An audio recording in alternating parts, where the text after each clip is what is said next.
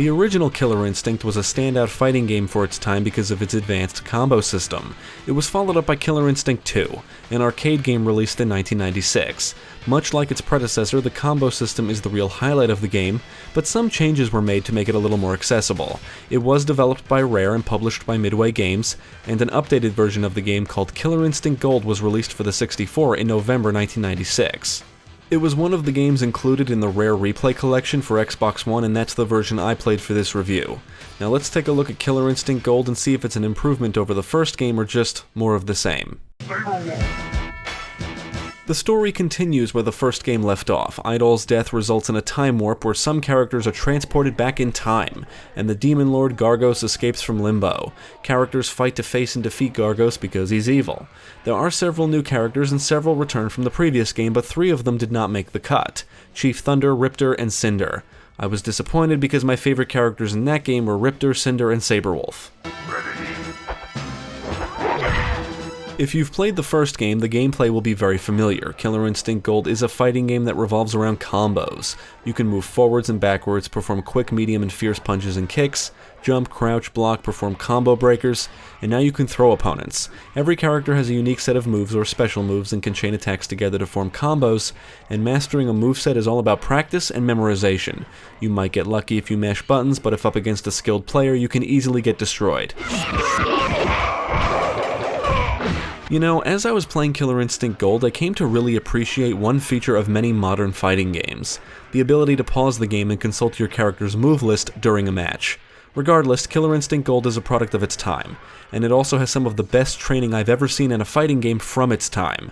The regular training mode takes you through various lessons on different mechanics, and the focus training mode lets you pick and choose what you want to work on. It's really great. There's also a nice practice mode which shows you your inputs as you fight, and you can bring up a list of your character's moves at the press of a button. If only that was carried over into the other game modes.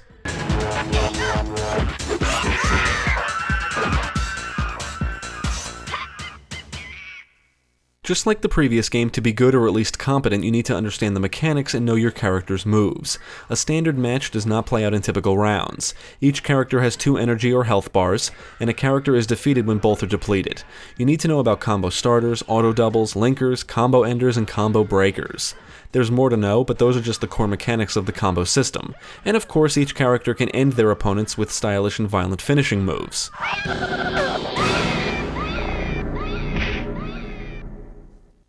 How to perform a long or complex combo hasn't changed much from the first game, but now it's easier to start combos and super moves can be placed in combos. Every character has a super meter that fills when they take damage or their attack is blocked, and when filled to certain points they can perform multi-hit super moves. To defend yourself you can block and counter, and combo breakers are easier to perform now. Punches break kicks and kicks break punches. You can also perform ultra breakers, which will consume a portion of your super meter. There are multiple difficulty modes and plenty of options you can mess around with, but most need to be unlocked first. You can also unlock various costume colors for the characters. The arcade mode plays out in a typical ladder format. You fight a series of opponents ending with a fight against Gargos, and each character has a different ending. Your score for a match is based on your performance, and if you lose you can continue, but your score is reset. Like Idol in the previous game, Gargos is tough and can regenerate his own health. To defeat him you have to knock him off the stage. The AI in the arcade mode can be relentless, but Jago in particular is noticeably more difficult than any other AI opponent, with the exception of Gargos. He's aggressive and blocks everything, and if you're still trying to get the hang of things, he'll destroy you. It can be frustrating because sometimes it feels like you can never get a move in. Basically, you need to know what you're doing. Every time I had to fight him in the arcade mode, I think it took me around 20 minutes to defeat him each time. To be clear, I am not even close to being good at the game, but I was able to beat the arcade mode with several characters on the normal difficulty. Jago stands out because for some reason he can be very hard to take down, as opposed to the other game modes where he's not nearly as tough.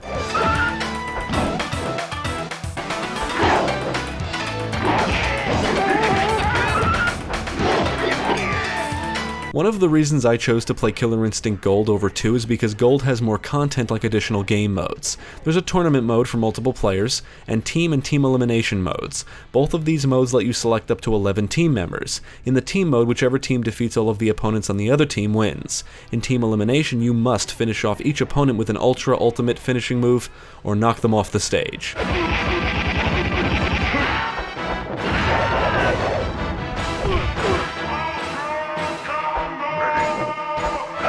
It's my favorite mode in the game because it can just keep going, and even though I usually lost, it can go on for a while, and it allowed me to try out all the different characters without having to go back to a menu or continue screen. It's just non-stop until a team wins.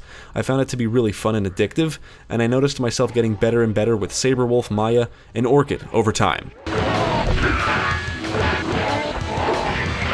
Now, despite Killer Instinct Gold being an updated version of Killer Instinct 2, some cutbacks were made to get it on a 64 cartridge. Videos, some animation frames, and the multiple endings were removed. The rare replay version of the game does amplify how dated the game looks. Nevertheless, I like the character designs, and each stage is unique. It should be noted that the backgrounds were recreated in 3D for Gold.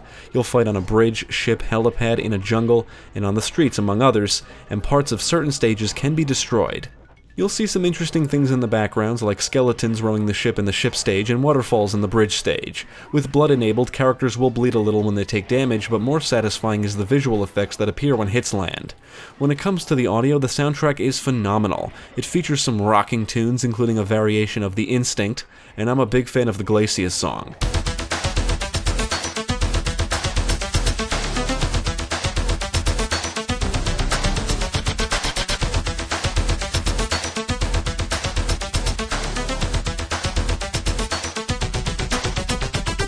Characters will shout, grunt, and groan during fights, and who doesn't enjoy listening to the announcer shout during matches? On the technical side, I encountered no issues.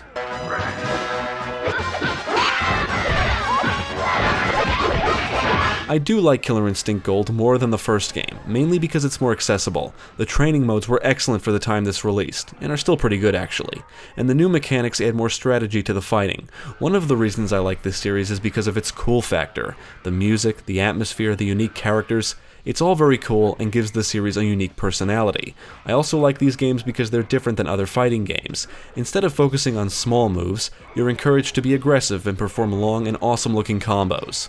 And when you start to get the hang of a character's moveset, it can be addictive trying for long combos, because it feels so rewarding when you pull one off.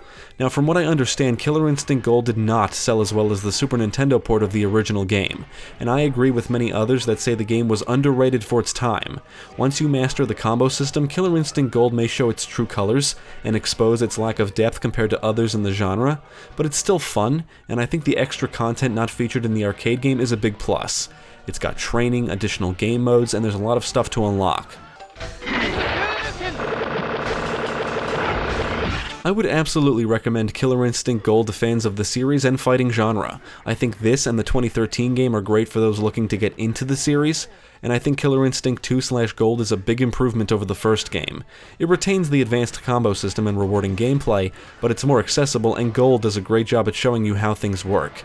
If you're looking for a fun fighting game on the 64, definitely check out Killer Instinct Gold.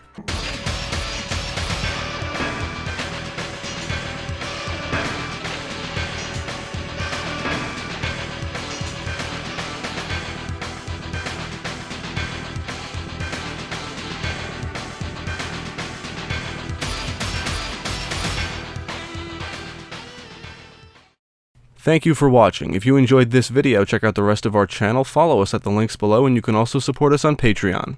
If you're interested in more gaming content, check out our friends over at Gamecast.